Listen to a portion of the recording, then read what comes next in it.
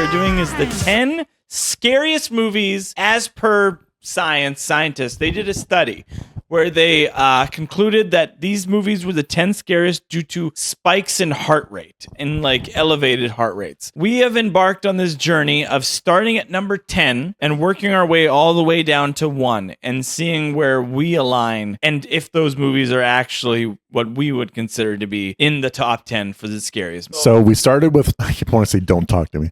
Talk to Me. Talk to 2022 horror film that I've never seen. You did see it before, but years ago or something. Forgot some stuff. Yeah. Including everybody being Australian as hell. And I just want to specify, so every week we're doing one. And how it will go is that we will do a live stream on Saturdays, watching the movie along with you guys. And then we will do a more comprehensive podcast after, and you can watch that the following week. Keep an eye on the channel for shorts detailing when we'll do it in case we move it around. But yeah, so let's get into the meat and potatoes. All right, we all just finished watching Don't Talk. Fuck. We all just finished watching Talk to Me, a very Australian film with kangaroos, up very high doorknobs. Yeah, what the fuck was with that? Okay, I need to know if there's any Australians in the chat. What is with all the high doorknobs? They were all like shoulder height. Like, it's so strange. I never expected that. It's like because I know that supposedly the toilets swirl in the opposite direction, and their cars are like England where they're on the opposite side. But I had no idea about the doorknobs. I know that Australia has a lot of weird wildlife, so I was wondering if that has something to do with it. Like they don't want things unlocking like cats doors or something. They got like wallabies and fucking kangaroos. Maybe they don't want kids to like sneak out of the house or something. It's a problem with Australian kids sneaking out. Why is that around the world? Just the Australian kids. So the entire premise of this movie is that they kind of do like an allegory for drug use, but with possession and demon possession. It's kind of like how It Follows was like a message about sex. Yeah, I kind of thought there would be a twist where it's like, yeah, you can get possessed by spirits, but eventually there would be like an actual demon. There's a lot of very evil people there. That are not demons necessarily. They're like not monsters. It's kind of like dead looking. It's a little bit like bad. Russian roulette. Like you don't know who you're gonna get. Some aren't bad. Let's go over the characters. Okay, so we got Mia. Mia's our main character. She's the one we follow. Let's say complicated. She's not outright good, not outright bad. She's had a rough past. She's trying to be a better person. She had a lot of issues because her mom committed suicide, but she's been iffy about it. She's like, she doesn't know if her mom committed suicide or not. Her dad has been very distant.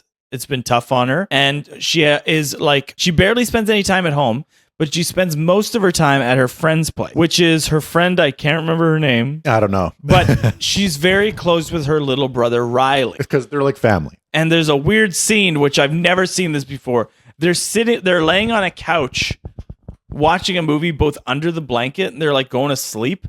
And I was like, no, like if I had a friend who came over and they're like, yo, I'm just going to fall asleep with your sister on the couch, I'd be like, no, don't do that. That's weird. No, you don't fall asleep with my little sister on the couch. Got that lady from Lord of the Rings as the mother. As a crazy, yes, not Mia's mother, the friend's mother. Yeah, the other one. Yeah. What was Riley's mom? What was her name? No, that's not important.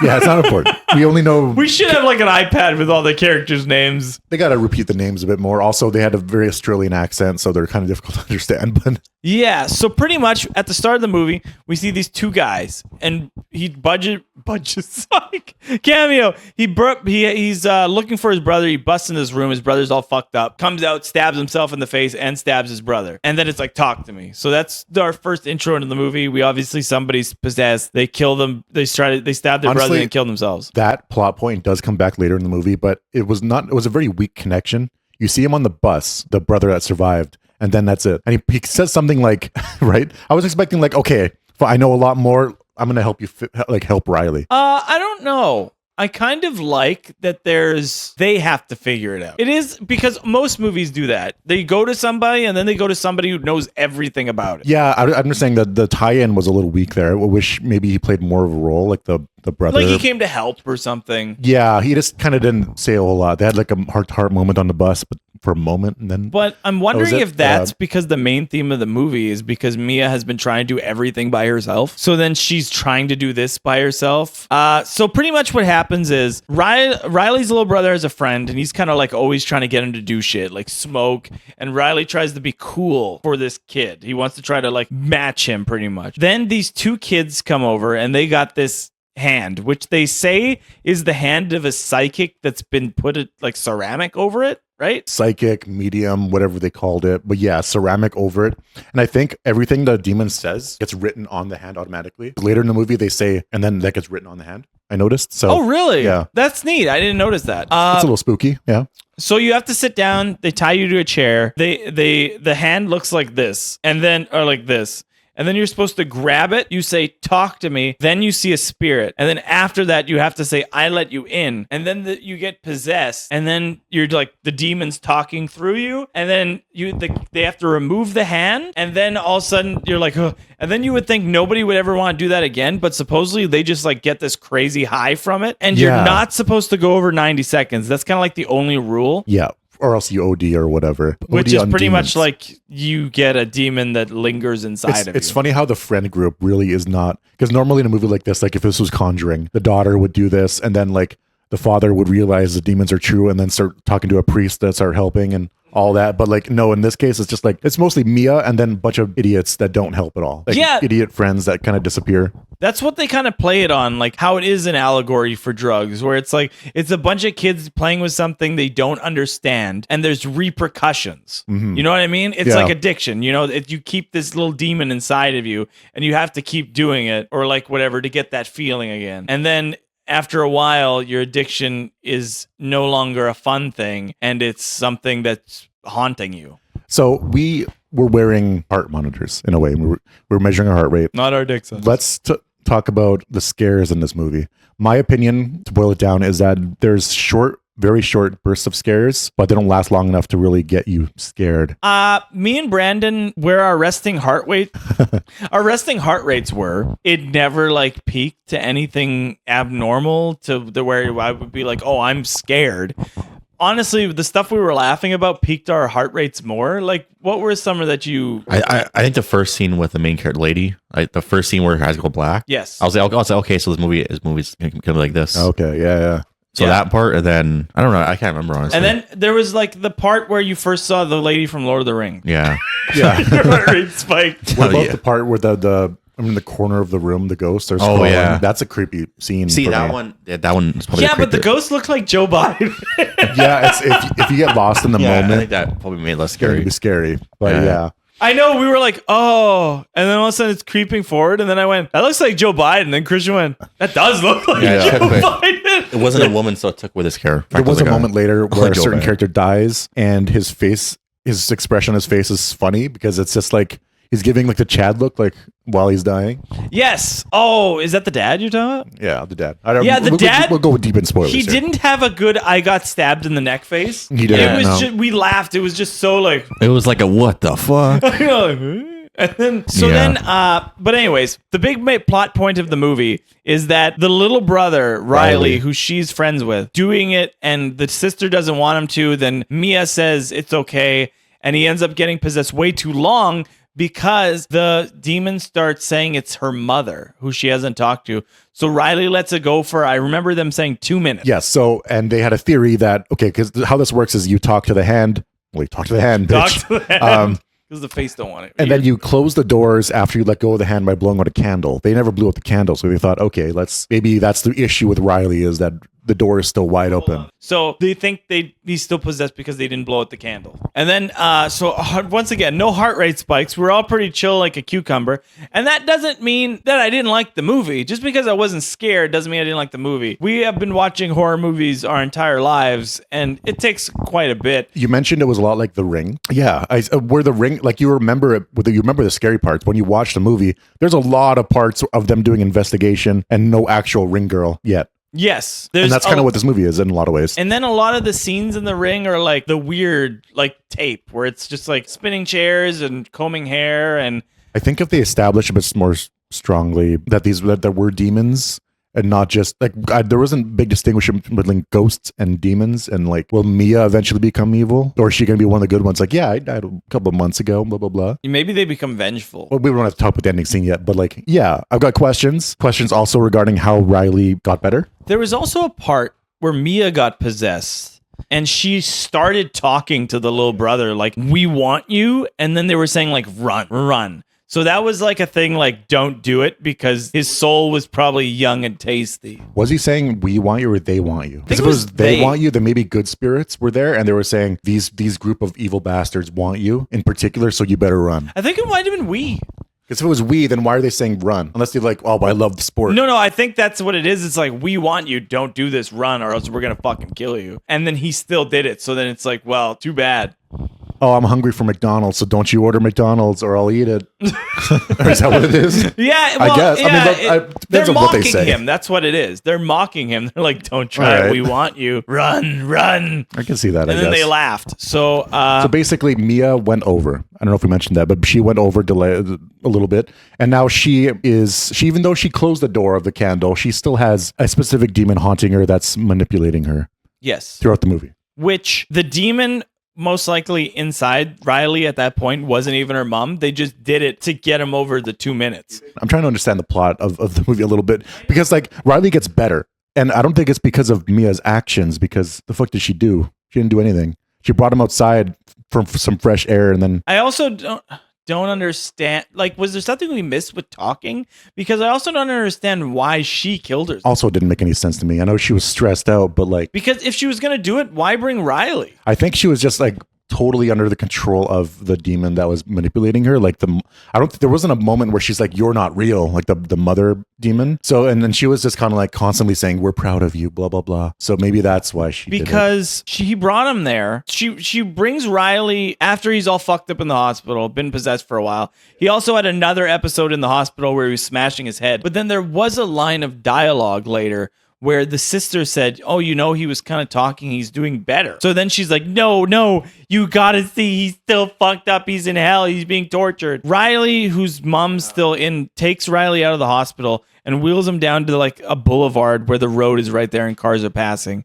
And you think like her mom's in her ear saying, I'm proud of you. And you think at this point she's gonna push him into the road to get rid of the spirits, because she's like, this is the only way. But instead, she jumps in. See, that's why I don't like the main character, because she never overcame the hurdle. She was being manipulated the entire movie, even to the end. But by the end, I think she just did it because there wasn't an indication, because they cut away from it, that she was like so stressed out by the demon possession that she just jumped. It was just mostly like maybe the mother just told her to do that and she did it. Was it? Because even at the end, she seemed surprised. But they didn't show it. They didn't do the eye thing. Because every time she was possessed, because there was a part where she was laying on the bed with her best friend's boyfriend, and then she gets possessed and she wakes up and she's sucking her toe. Wait, only she's possessed. She's sucking her toes.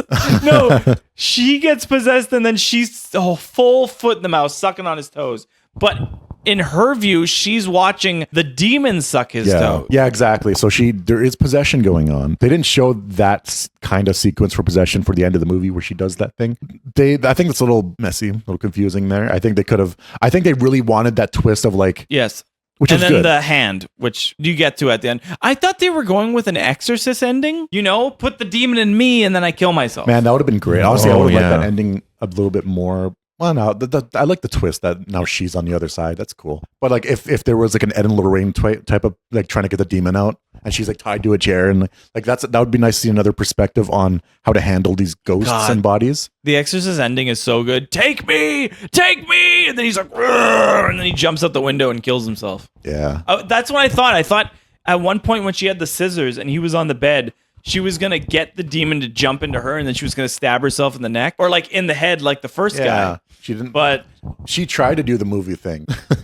She tried to do the movie thing where because she's like, I got a plan. I'm going to find out where Riley is and we're going to save him.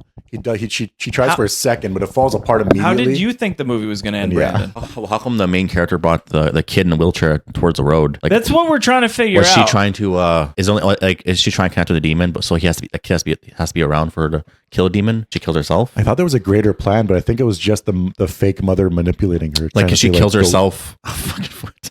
I don't even know why she did that either. Like, I've got to look up a Reddit thing to try to figure this out. I do too. Maybe it was the pressure, or like maybe because her mom said she was proud of her, like that's all she needed before she wanted to die. Was the brother just getting better over time? Was it lingering and then it was just dissipates? But it's like, and then why wouldn't she get better over time if the same thing happened to her? Was the demon transferring between her and him, and then the demon was in her, and then she killed herself. It left the kid in the wheelchair. Nothing's ever explained that. It way. left the kid in the wheelchair, and that's why at the end the kid's okay because the demon went to her, and then she killed herself at that moment. That's what I would like to happen, but nothing ever indicates that. There is a point where he says, touch me. He's in Who the says wheelchair, and then the demon looks and he's like, touch me. I thought it was going to be like, why don't you take his place? Oh, but wasn't that that never- when he was in the hospital bed? He said, touch Yeah. me. And then she didn't. She kind of like stopped there, but then like they cut, and then I feel like they had like 5 endings, and they're like, oh, let's just put them all together. And I'm not saying I didn't like this movie. I hope like the I'm movie, yeah. I just feel like maybe I'm misunderstanding it, but I don't. yeah, I'm sorry. I'm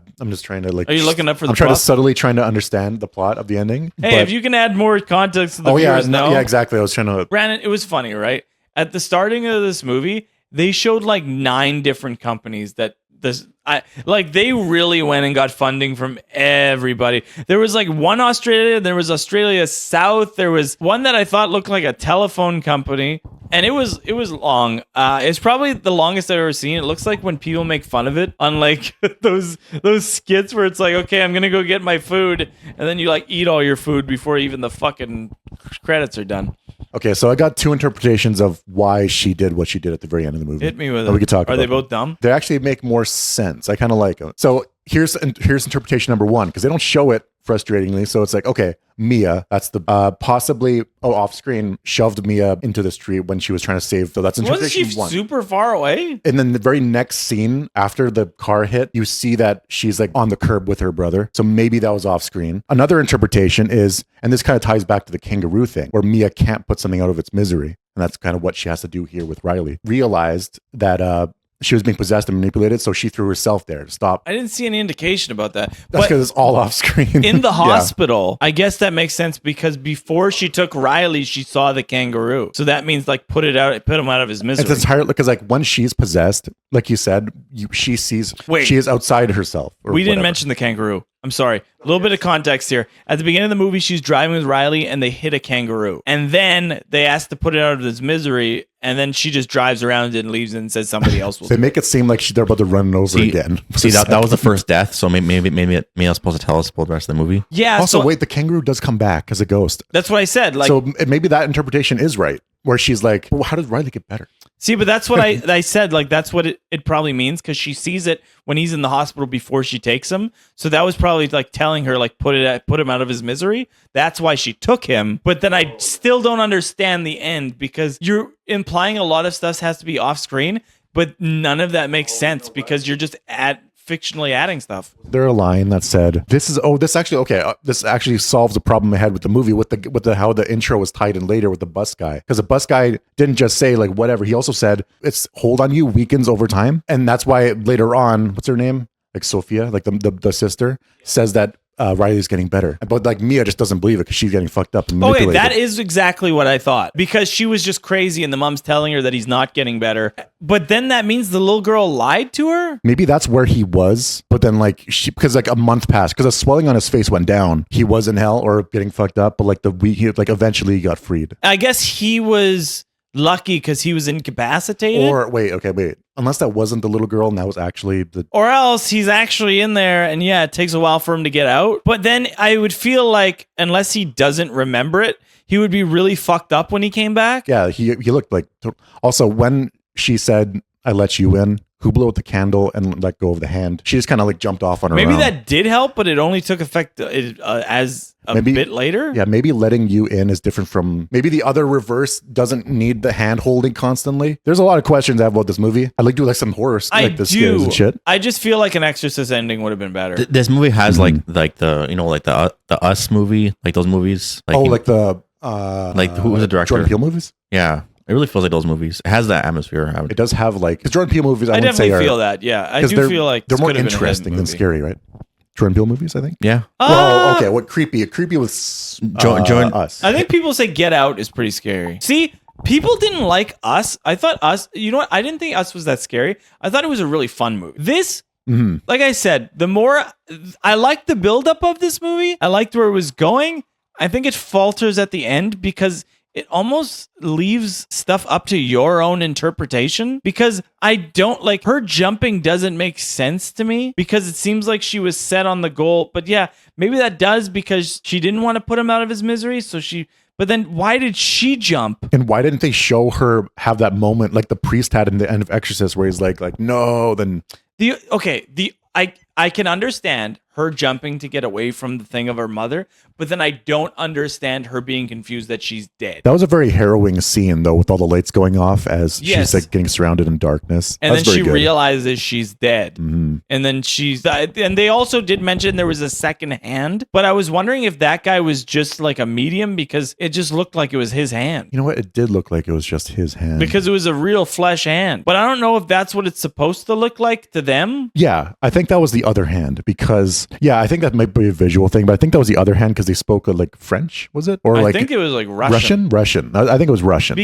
But honestly, I thought it just looked like him extending his hand. It didn't look like he was holding a hand. I know it was his human hand, but I assume maybe that's what it looks like from the other side. It shouldn't have looked like it was. It's weird, right? Because that's a medium's hand. We're so confused. Because it's confusing because you're holding the medium's hand. So shouldn't we be talking to I guess it's a good visual representation of what the ghosts are doing. This was something I was wondering, because technically you're holding the medium's hand and then it's passing through you. So this should mean that if she grabbed Riley and the hand and said, "Talk to me," it would work for both of them. Yeah, see, I think this hand in the hands of like Ed and Lorraine Warren, like those movie characters, which in a movie we might watch soon, would actually be very helpful, because they would do that. They would hold the hand. They would do all this crazy shit. Yes. But anyways, let's wrap this up. I think we talked about this all that we can. We're really stuck on the ending. What happened? I don't know. It doesn't matter, I guess. What happened to all the other kids in that circle? Yeah, they kind of just left. I was going to say all the characters kind of suck. Well, not all. But no, they just left it to Mia because they didn't know her plan, and they just thought she had something to do, but then she just ended up killing her dad and killing herself. Well, actually, no. This was another gripe in the movie,